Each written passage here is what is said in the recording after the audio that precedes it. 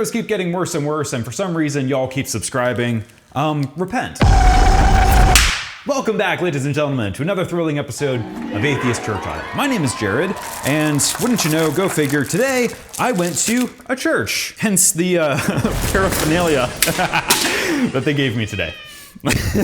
Sorry, I'm loopy today, man. Y'all are gonna have to deal with it. I think we might have a branding question here. On some of their promotional material, it's Living Word Family Church, and then on other pieces of branding material, it's just Family Church. But yeah, anyway, today I went to Living Word Family Church in Raleigh. Raleigh, Wake Forest, somewhere abouts in there. Today was a good day. This is a charismatic, non-denominational church, I think. At least from what I could gather from their website and their doctrinal statements. I didn't see any denominations listed, but I did see some mention of the gifts of the Spirit and speaking in tongues. Power! So we're just gonna roll with it. If not, I don't care. This was a very interesting experience, and I'm excited to talk about this because this church is kind of a familiar shade of Christianity that I've covered before, but it was doing some very unique things that I'm excited to talk about. But first, I gotta tell this story. You know, I had an overall generally pleasant time at this church today. Shook some hands, talked to some people, blah, blah, blah. I said hello to one greeter as I was leaving the church, and I shook his hand, asked him a little bit about the church, and then went on my way. I get in my car and start to leave, and this man chases me down through the parking lot, flags me over, and I roll down my window and he's like, "Hey, you're that guy." And I'm like, "Who? Bono?" "Yes, I am Bono." Why did I say that? But no, he was a sweet dude who watched my YouTube channel and was saying nice things about it. And it was really, really kind. But before I drove away, he was like, "Oh, and please go easy on us." And I realized this is the struggle of doing this whole thing and doing an opinion piece like this. Because the longer I do it, I realize more and more that my opinion on these churches is super temperamental and volatile. And my goal is never to like crap on, you know, a specific set of people, but just kind of to more broadly talk about trends and challenges and goods and bads in different church movements. So if I've ever crapped on your church, take it with a grain of salt. Maybe I was just constipated that day, who knows? But yeah, this was the first time that I've been recognized in recent memory. And I don't know, I'm still kind of waiting for the day that I visit a church and they like cross their arms at the door and don't let me come inside. You shall not pass! That would be funny. That would be really funny. The only time that's happened to me, funny enough, was with the Nation of Islam. That's a story for another time. They didn't let me in. Who cares? Why not? I don't understand. Look at me. Somebody call Yaqub! So as per usual, I just kind of picked a church at random and then said, send it. I pull up to this church and the first thing that caught my eye was this building. And I have to tease very gently about the building because it is kind of giving Fort Bragg. If there was ever a zombie apocalypse, I would go straight there. It just looks the part. I don't know, it feels like it's the entrance to an underground bunker that you would see in like The Last of Us or World War Z. I'm kidding, the building is fine. One of my biggest fears is that like this video will get back to like, you know, the board of directors of this church, and they'll be like, he said he didn't like the building. We need to drop 120 grand on a new facade for the, it's fine. I'm kidding. So I walk inside, there's some nice greeters who greet me along the way, and one of them asks me, is it your first time? I say yes. He takes me over to their little visitor booth thing, and a very nice lady behind the counter gives me a goodie bag filled with, you know, a couple of pamphlets, you know, join a meeting thing, build a strong family, here's a QR code. And the one curveball in it, she handed me a DVD and she explains, yeah, we also have kind of an in-house movie studio and we make movies, Christian movies. And she's like, yeah, you can find them on Amazon Prime and Tubi. And so there was a DVD in a bag. I don't know how to watch a DVD anymore. And maybe I should be like making this review after I've seen the movie, but I did find the trailer on YouTube and I'm not gonna lie, it doesn't look half bad. My mom is cancer-free. It's a miracle. Are you coming home? She's coming home tomorrow. She's coming home tomorrow to this house where she thinks that you and I are married.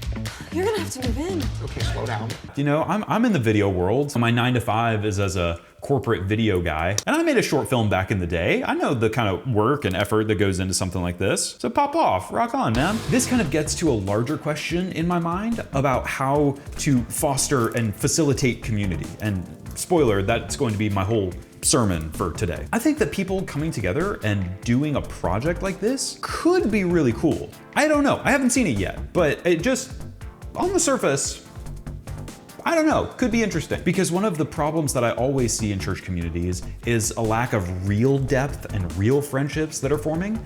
And if you spent, 6 hours on a set with some homies, I bet you might actually make a friend out of that. Yeah, somebody go watch this on Tubi. It's called Ordinary Things. Go watch it and report back, comment, and let me know how it is. Also, while we're here, true story, me and my best friend, both while we were Christians and then after we deconverted, we have this tradition of cheesy Christian movie night where even when we were Christians, we fully acknowledged that Christian cinema is not where it needs to be. And so we would find the cheesiest, lowest budget Christian movies that we could, and we would just watch them and just roll on the floor laughing.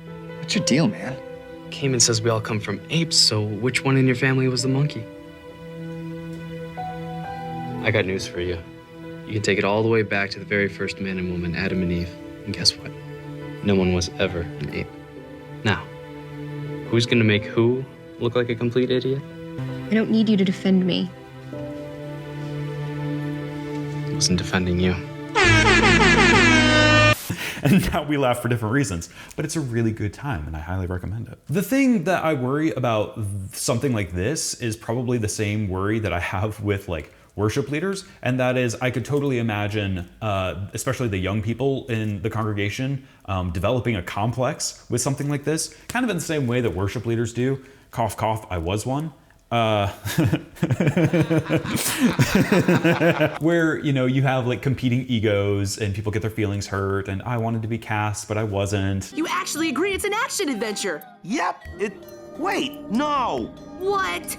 Romantic comedy. What? So I'm sure that there's a lot of interpersonal conflict that can arise, but you take it as it comes. So I walk inside, I take my seat, and it is a very, I hate to say generic, that feels so dismissive, a classic. Let's call it a classic non-denominational experience. Pretty lights, stupid talented worship leaders, a couple of iMag cameras in the back, and a live stream service. So something that I do always love to see is this church was doing what seemed to be a good amount of community outreach. They were doing an Adopt the Block outreach thing, helping with homeless shelters, food pantries. And it's always difficult or impossible for me to know, truly what kind of ripple effects all of that is having.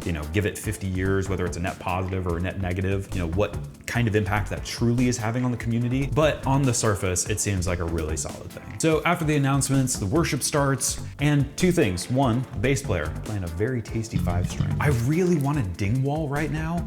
I really, really want, just a sick, delicious 5-string ding wall with a 37-inch scale length, but that's not gonna happen because that's stupid. And then the guitarist, maybe I'm crazy, but he may have been playing a 7-string. And even if he wasn't, I saw some, palm muted power chords that he was doing. Appreciate that, man. Good job. No, but all the worship leaders were stupid talented.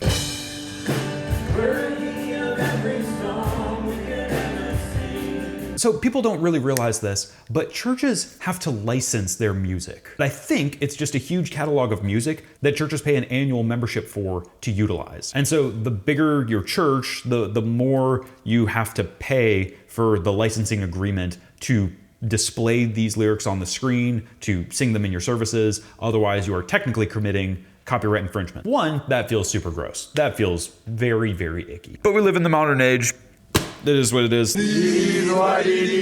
I don't know. But yeah, Elevation Worship, Bethel Music, Hillsong, all of that goes through this licensing agency. And then local churches pay a licensing fee to this distributor who then distributes those royalties back to the composers and artists behind these songs. And unanimously, they're really bad. The name of the game is that you have to have a very simple chord progression because worship leaders have to be able to teach very simple songs to their often, novice team of worship leaders. Now again, here, the worship leaders and the musicians were super duper talented, but these big worship conglomerates appeal to the lowest common denominator so that your, Joe Blow church down the road with 45 members and your bass player who's just coming off of a heroin addiction can play these songs. Now my frustration is not that these songs tend to be simple, it's that they tend to be simplistic theologically. The case in point, I don't know who wrote it, I'm sorry if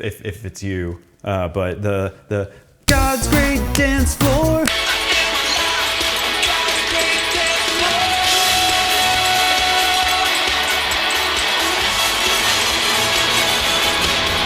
And to be fair to these organizations, I don't think it's charging these churches like an exorbitant amount of money, but it's several $100s every year to be able to do this. I'm not going to criticize any of these churches for utilizing this music, but here is my recommendation. Stuff like this. This sets y'all apart. This is cool. This is unique. What I would love to see churches do is to somehow do some original music within their worship services. Even at my little podunk church down in Salisbury area, our worship leader had a couple of originals that he would occasionally toss into the mix of worship songs that he played. And it's like, dang, that's kind of cool that you can only get this here at this congregation. So, people are volunteering their time and energy to do something like this. Why not say to the worship leader who gets paid probably somewhere in the ballpark of 50 grand a year, hey, Joe Bro, we're preaching a sermon next week on Moses. Can you write a worship song for our congregation for specifically this sermon? Utilize these scriptures, reference these passages, and get us thinking about this message. That would be so cool, having something that's like comprehensively thematic. I would be a sucker for that shit. It feels frustrating at times that churches are often dumping a lot of resources into outreach or brochures or website design, but like the meat and potatoes of a specifically charismatic service where the worship is like, that's why you come. When that is kind of like an afterthought or an oversight or something that you outsource to some other congregation, it just feels sad. Again, I'm not trying to harp on this church in particular, but it's just one of my biggest gripes with the non-denominational charismatic world. For all of the faults of the IHOP thing, and setting aside for a sec the bajillions of scandals that they have, they kind of were doing this fresh musical take where, you were really only getting that worship music, those songs, there at that congregation. Misty Edwards, again, ignoring all the host of scandals and stuff, super talented and super original and compelling music. I just wish that local congregations took that seriously. Like, hey, we all come together and there's a verse about that. Yeah, 1 Corinthians 14:26. What then, brothers? When you come together, each one has a hymn, a lesson, a revelation, a tongue, or an interpretation. Let all things be done for building up. So where is that element in the worship service where, somebody says, hey, congregation, community, friends, family, I have a song relevant to what we're studying in the scriptures. And I'm sure that most people can probably reach into their back pocket and think of some time within the past 2 decades when a church has done that. And you'll type it in the comments and tell me about it. But that's not a normal part of these types of communities. And it kind of bums me out because it totally could be. Stuff like this, rock on, cool move, I think. Still haven't seen it. I would love to see that kind of originality in local congregations with regards to worship. Cool. The head pastor, I believe, is the 2nd generation preacher at this church, I think. So his dad was the pastor back in the day of this church, and now the son is the pastor of this church. Love to see a congregation that's been thriving for a long time. Super great. However, the pastor was out of town today, and so the person who preached the sermon, I believe, may have been the worship pastor, and she did a really fantastic job. They are doing a series right now called Heroes. I think it's like Heroes of the Faith, and it was a really solid sermon about David. It was biblically rich. It wasn't super way out in the weeds.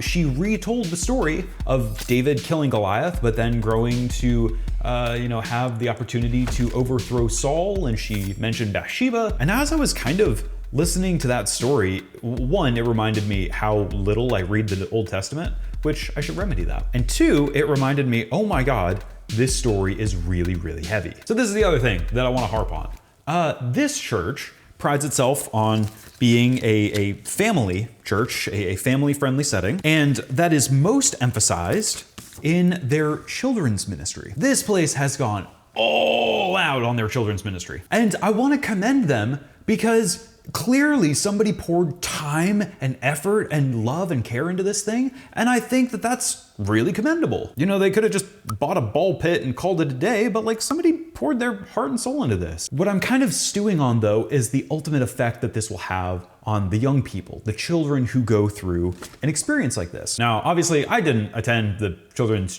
church for obvious reasons, but in seeing how heavily they emphasize it on their website, and then, you know, you can't miss it in person, it made me kind of reflect on my own children's church background. I was kind of reflecting on the experience that I had being a kid and going through a similar, you know, pretty hype, pretty jazzy, cool and trendy youth group situation like this, or children's church in particular. It honestly was pretty good. Like, there's a bajillion factors here, but when I really think about, you know, how kids are being treated here, it's like, would I want them to go through something like this, or would I want them to suffer in silence at the hands of the Jehovah's Witnesses? And definitely I would take this one. And there's kind of three functions that something like this serves. The first is just daycare, right? I mean, let's be real, we just want to mitigate the number of screaming children in service. I get that. Two is, I don't know what the PC or like Christian equivalent word for indoctrination is, but you want to bring your kids up in the faith. You want to teach them about Jesus nice and young so that they got these stories baked into their subconscious by the time they're 40. And three, and I would argue most importantly, is that you want kids to have fun. You want kids to play together. You want them to grow and develop socially and not turn out to be, you know, crazy little psychopaths. I am super worried about antisocial behavior in the 21st century. And so anything to get kids in a room playing together, having little arguments, sorting them out, I think is super duper helpful. But I want to focus on this second point, the idea of indoctrinating your kids or you know, teaching them the truths of the gospel or whatever at a young age. You know, maybe I shouldn't be like sharing my cards like this, but if I were trying to, you know, instill Bible principles into these little kids, I would recommend doing so not with a word of caution, but with a little bit of tactfulness. The sermon today had a lot of adult themes in it. And I think those adult themes don't strike people as, you know, super intense like they should, because we have been fed these stories since childhood. The story of Uriah the Hittite being murdered by King David so that he could steal his wife is really heavy. And Christians just kind of gloss over it, in part because they've heard that story since childhood. And even I, as an atheist, I want people to read the Bible with the gravitas that it deserves. What the hell does it mean that Israel as a community was actively promoting a story that showed their king in such negative and detestable light? It's really interesting. But so when I think about children's church, and I think about really high-end, you know, luxury children's churches like this, I think back to VeggieTales. The Great Pie War, to be exact. Oh man, I don't know that I've ever spoken out of both sides of my mouth more fluently than I'm about to right now. I, as an atheist, love VeggieTales. It's great shit. The jokes hold up. Weed eater. Now that's funny. The animation was really impressive for its time. And before it was bought out by Netflix and turned into a soulless cash grab for 2-year-olds, it was actually a really impressive work of art. But I think it was bad for Christians and for Christianity. And I hate that because it was somebody's blood, sweat, and tears. But you know what I think of when I think of David and Bathsheba? I think of King George and the Duckies. To say I can't have what I want, you couldn't be more wronger. Don't ask me to explain, there will be pain if you don't go and get that doc. Our conversation is over. And it really bums me out because I can acknowledge that it's really good art and it's a fun way to teach these stories to kids. However, if you want these kids to someday take these stories seriously as adults, I think that it undermines that. And I think it kind of sets kids up to look at these stories and hear them and feel like they're kind of silly. I could be wrong on that. It's not a hill that I'm willing to die on. But even I, as an atheist, when I read the Old Testament, I'm actively trying to distance myself from the connotation that I had of it as a kid. I'm constantly trying to engage with the text as it was written, imagining what Paul must have felt like, actually transcribing the book of Galatians, rather than whatever sort of peppy youth group thing we were taught in 8th grade. I'm not saying that children's church should not be fun, and I'm not saying that it shouldn't teach biblical values, but I almost feel like churches should kind of reserve the most important stories in the Old Testament for adulthood. And yeah, y'all kind of do that now already. The Song of Solomon's does not often make it into the children's curriculum. But even stories like the Book of Job, I've heard really infantilized versions of that story, and I think it's bad. And I don't know, I guess I'm just thinking out loud. All this is impromptu, as always. There's not a projector back there, by the way. I don't have like a script to any of this shit. I just say words and stuff. I don't know, maybe if you are to tell this story to kids and you want to prime them to not think it's ridiculous, maybe you share it, but you don't infantilize it, you don't make it sound silly, you don't turn it into a cartoon. I'll use an analog from my own life right now.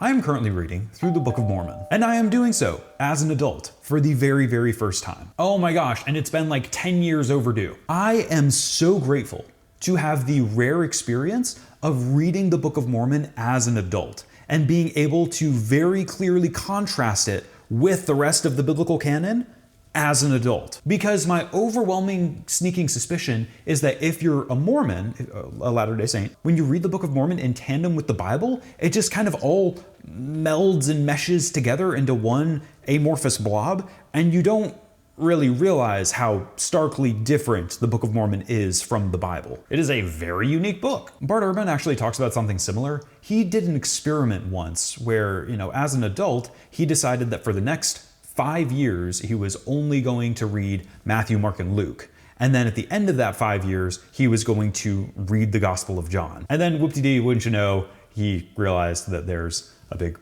difference between the synoptics and the Gospel of John. Womp womp. Oh, don't come at me, don't come at me, don't come at me. I can't quote John, but they can quote John. Also, the preacher today had a little bit of a southern twang, and it warmed my heart. It made me feel right at home, like I was down in Salisbury again. Out in sticks in Salisbury, drinking cheer wine, prepping for that hog tie. So I think that overall, something like this can actually be really good and really cool. I mean, I would probably send my kids to something like this. If they came home and were like, Dad, am I gonna go to hell for having a crush on Susie? That'd be a little bit or a lot of bit of a red flag to me. But if there's parishioners here who really care about these kids and care about, instilling kindness and gentleness and respect in them, and they're willing to get into character and make them laugh and give them a good time, I don't have any issue with that.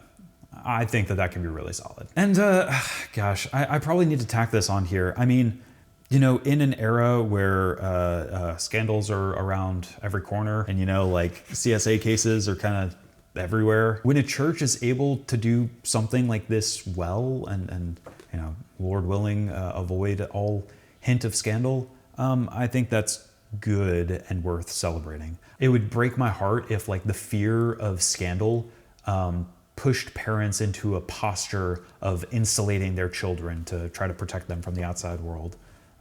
That seems really scary and damaging. And this is kind of perfect timing because a couple of weeks ago, the pastor of the church that I went to as a little kid, he hit me up, contacted me on Facebook and told me he wanted to grab coffee with me. And he did, and it was really greatly appreciated. Oh my gosh, I have to tell this story. So as I was grabbing coffee with my former pastor, I mean, I hadn't seen this guy since I was 12, right? We're talking, I'm getting him caught up, and I wanted to kind of basically commend him, hey, the church that I grew up in, it wasn't half bad. But I phrased it very, very poorly and kind of led up to a big cliffhanger because I was trying to make a joke, at least I didn't get molested or anything. But the way that I phrased it, led up to it wrong. I think I said something yeah, man, how there's all these, CSA cases coming out with the youth pastors and the Christian Scouts. And he had this look of terror that swept over him. And he was like, what are you about to say to me? And I was like, oh no, yeah, I didn't have any of that. I came out scot-free.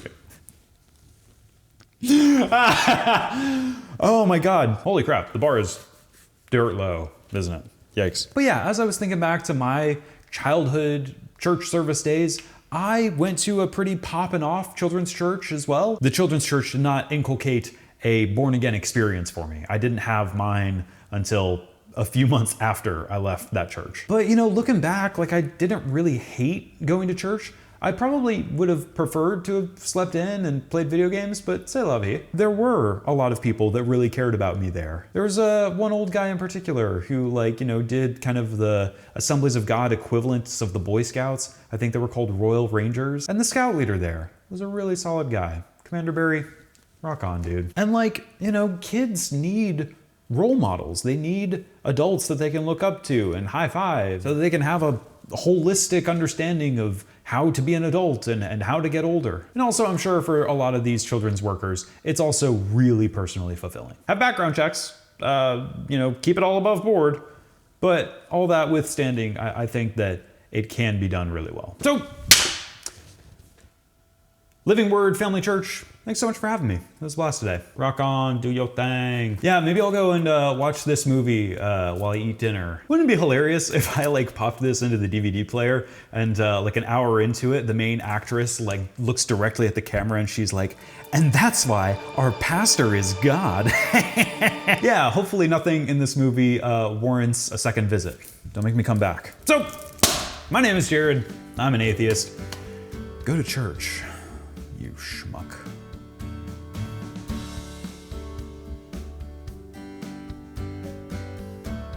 I'm going to see how long I can hold this here. This face. Hopefully there's clickable videos on either side of my face right now. If you're on mobile, that feature might not work. But we're gonna send it.